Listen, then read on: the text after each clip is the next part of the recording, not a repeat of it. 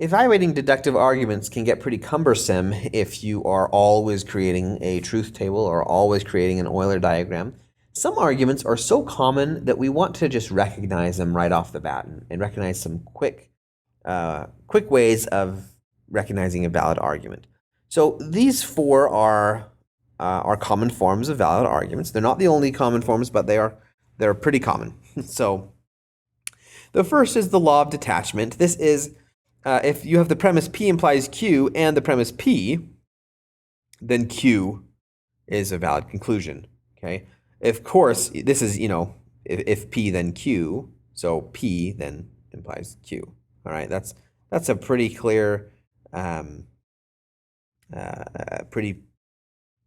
valid argument. All right. The conditional P is a condition and Q is the result. So if we meet the condition P, then of course we'll have the result. The next is the law of contraposition, and the law of contraposition is actually just kind of building on the law of detachment.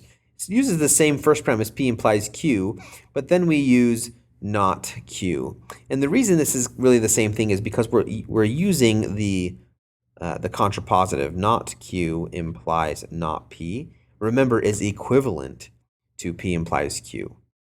So if not Q, well, that implies not P, so our conclusion then is not P.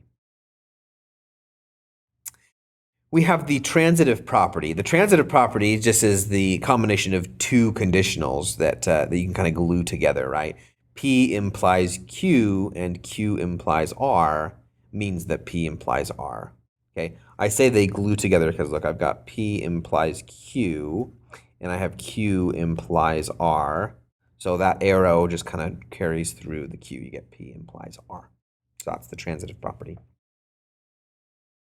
And then we have the disjunctive syllogism. That's a very fancy phrase for a very simple concept, which is a premise of P or Q combined with the premise of not P concludes Q. All right, so P or Q means you have to have one of them. The second premise says you don't have the first. So your conclusion, you must have the second. So those are some common forms of valid arguments that are useful to be aware of to help you evaluate arguments quickly.